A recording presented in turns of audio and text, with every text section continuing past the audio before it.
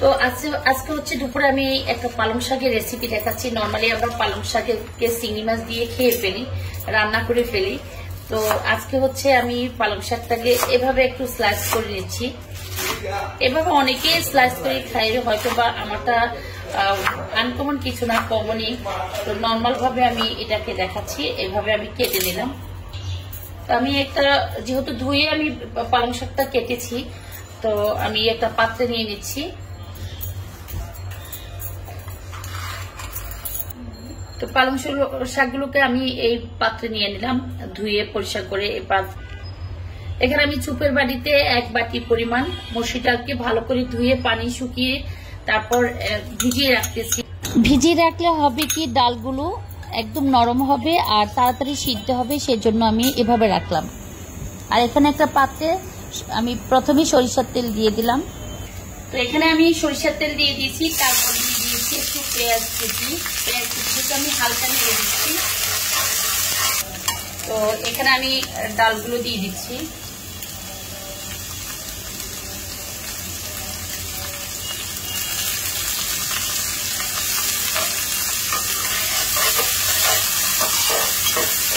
একটু হালকা ভেজে নিচ্ছি এটাকে। আর অল্প করে হলুদ দিচ্ছি, একদম অল্প পরিমাণে হলুদ, অল্প পরিমাণে মরিচ গুঁড়ি। আর হচ্ছে পরিমাণ মতো দিব না, আমি একদম কম পরিমাণে আমি লবণ ইউজ করতেছি। অল্প একটু পেঁয়াজ বাটা, অল্প একটু রসুন বাটা,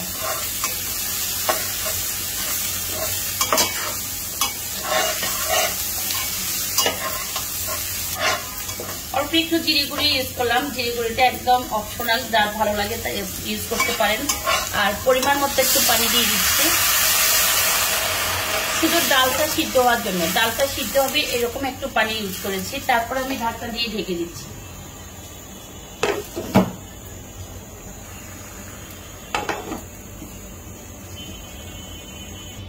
এদিকে হচ্ছে শোল মাছ দিয়ে আমরা আলু দিয়ে রান্না করব, সেই জন্য শোল মাছটাকে এখানে ভালো করে ধুয়ে পরিষ্কার করে রাখা হয়েছে। এখানে একটু হলুদের গুঁড়ি আর হচ্ছে সামান্য লবণ দিয়ে দিচ্ছি আমি।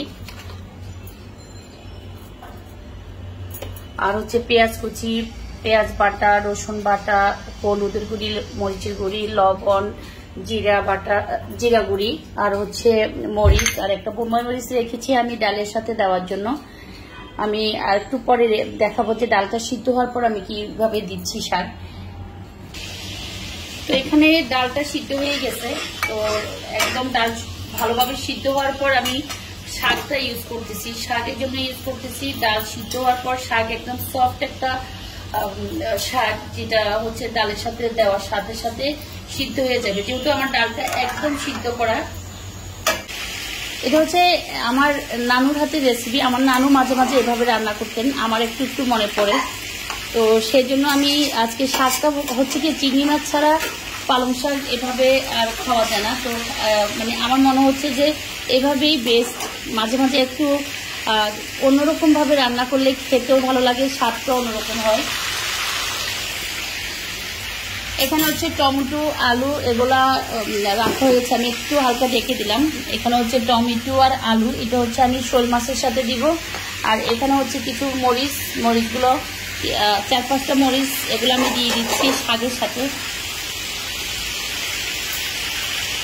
আর একটু বোম্বাই মরিচ কুচি করে দিব। বোম্বাই মরিচটা কুচি করে দিলে হবে কি, শাকের ফ্লেভারটা আরো ভালো আসবে। এ হচ্ছে বোম্বাই মরিচ, আমি অল্প একটু, সবটুকু দিব না, অল্প একটু বোম্বাই মরিচকে কুচি করে দিচ্ছি শাকের সাথে।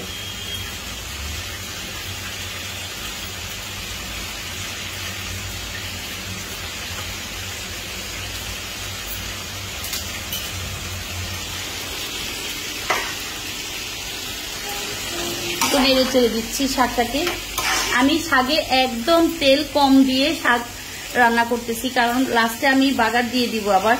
তো এই জন্য শাকের মধ্যে একদম অল্প পরিমাণে একটু তেল দিয়ে আমি মসুর ডালগুলোকে পেঁয়াজ কুচি, রসুন বাটা, আর হচ্ছে পেঁয়াজ বাটা, তারপর হচ্ছে হলুদের গুঁড়ি, মরিচের গুঁড়ি, এগুলো দিয়ে আমি একটু ইয়ে করে নিলাম। এটা হচ্ছে মাছের সাথে দেওয়ার জন্য, জাস্ট মাছের সাথে দিব, শাকের সাথে না।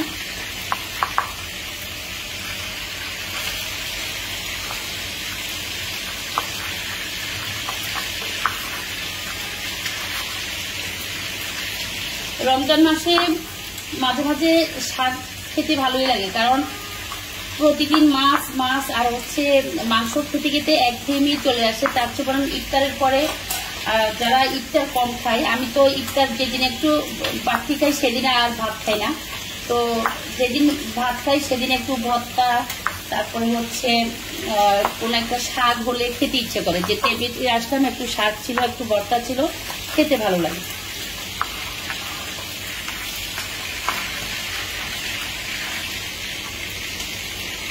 আর টমেটো একটু বাড়িয়ে দিচ্ছি, যেহেতু শোল মাছ টমেটো একটু বাড়িয়ে দিলে খেতে ভালো লাগবে, এই জন্য একটু টমেটোটা আমি 5-7টা টমেটো নিলাম।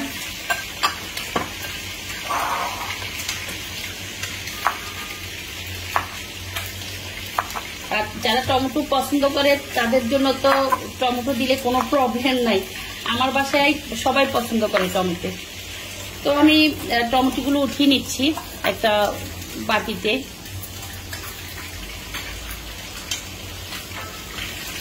এখন হচ্ছে আলুগুলোকে আমি একটু স্লাইস করে নিচ্ছি। কিছু কিছু আছে আলু একদম বড়, এই জন্য আলুগুলাকে আমি একটু ছোট করে নিচ্ছি। ওদিকে মাছটা ফ্রাই করা হচ্ছে, আলুগুলোকে একটু ফ্রাই করে নিব আমরা।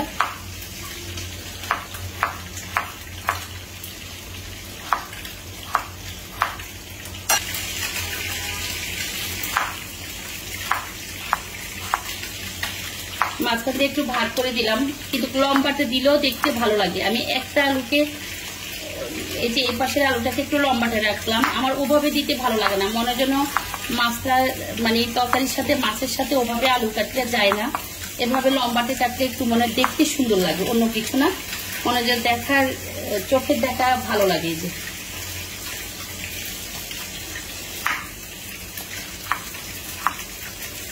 আলুগুলোকে হালকা হলুদ আর লবণ দিয়ে আমরা ফ্রাই করে নিব। এদিকে শাক রান্নাটা হয়ে আসতেছে, শাকে আমি বাগার দিয়ে দিব। আর হচ্ছে এখানে হচ্ছে মাছ ভাজি করা হচ্ছে।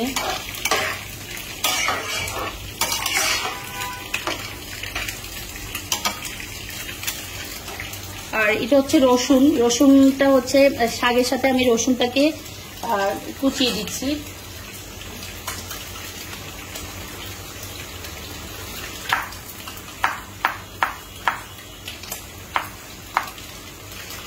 রসুন কুচিটা আসলে রসুন কুচি যারা দিয়ে মানে রসুন কুচি দিয়ে যারা বাগার দেন, আমি মনে করি যে রসুন কুচির ফ্লেভারটা অন্য পেঁয়াজ কুচির চেয়ে বেটার।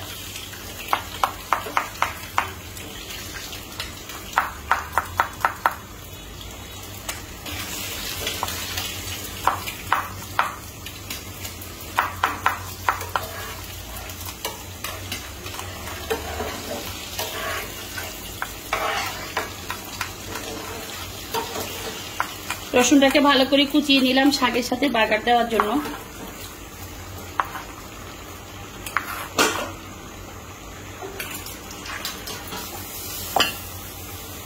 এখানে হচ্ছে রসুন কুচিটা দিলাম আমি প্রথম, রসুন কুচিটাকে ভালো করে আমি এখানে রসুন কুচিটা বাদামি হয়ে আসার পর আমি 4-5টা মরিচ দিয়ে দিলাম।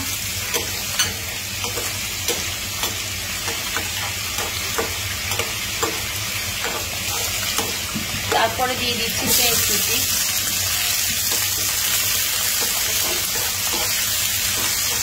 পেঁয়াজ কুচিটা যখন বাদামি কালার হবে তখনই শাকে দিয়ে দিব। প্রায় হয়ে আসছে।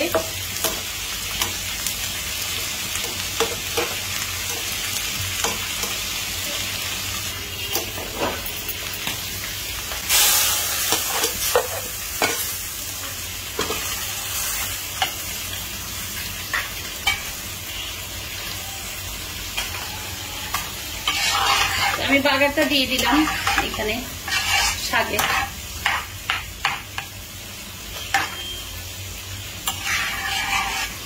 আর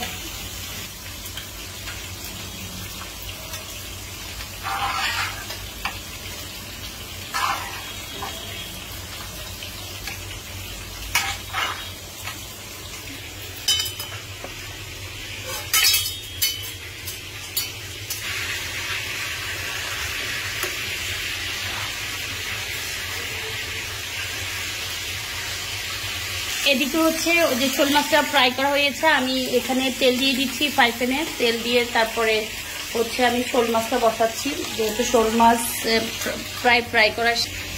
তো এগুলো সব কিছু হাতের কাছে রাখছি, আমি তেল দিয়ে দিচ্ছি তেলটা গরম হওয়ার জন্য। আর মাছটা তো ফ্রাই হচ্ছে এখানে। তো এখানে আমি পেঁয়াজ কুচি দিয়ে দিচ্ছি, ওখানে আলু ফ্রাই করবে আর হচ্ছে শোল মাছ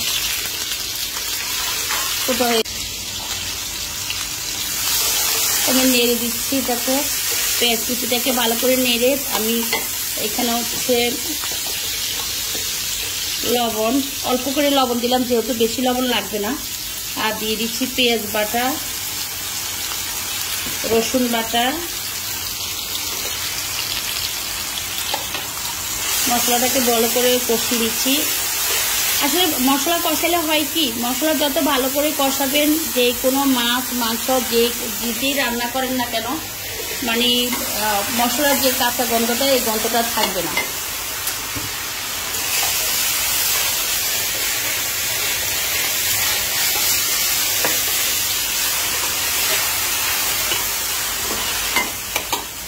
আমি হলুদের গুঁড়ি আর হচ্ছে মরিচের গুঁড়ি দিয়ে দিচ্ছি। এখানে হলুদের গুঁড়ি নিচ্ছি সামান্য, আর মরিচের গুঁড়ি একটু বাড়িয়ে দিচ্ছি, যেহেতু শোল মাছ, এইসব মাছে একটু ঝাল লাগে। আর এখানে আলুটা ফ্রাই করা হচ্ছে।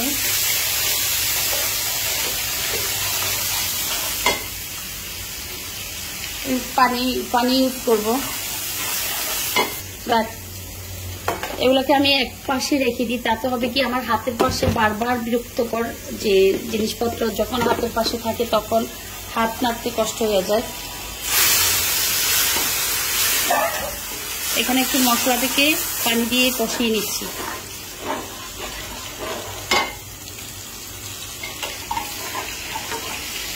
আজকে রান্নাঘরের রান্না হচ্ছে পালং শাক রান্নাটা কমপ্লিট হয়েছে, আর বাকি রান্না হচ্ছে এখানে শোল মাছ দিয়ে টমেটো আর আলু দিয়ে।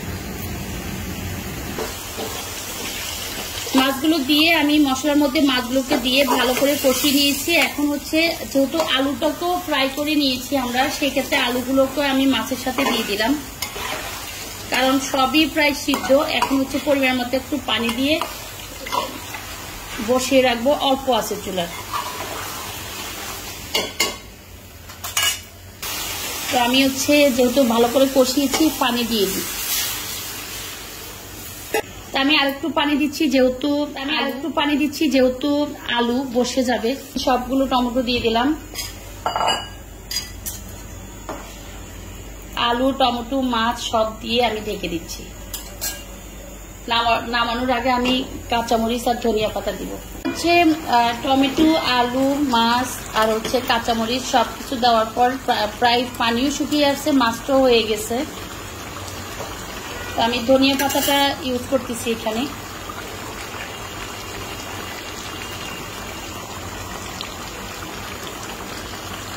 আসলে এগুলো হচ্ছে সন্ধ্যা আর হচ্ছে ভোরাতের রান্না। আজকে বাসায় কোনো মেহমান নাই, সেজন্য আমরা পালং শাক দিয়ে মুসুর ডাল দিয়ে একটু ইউনিক টাইপের একটা রান্না করলাম। হয়তো অনেকের জন্য এটা একটা কমন রান্না, আমার জন্য একটু ইউনিক।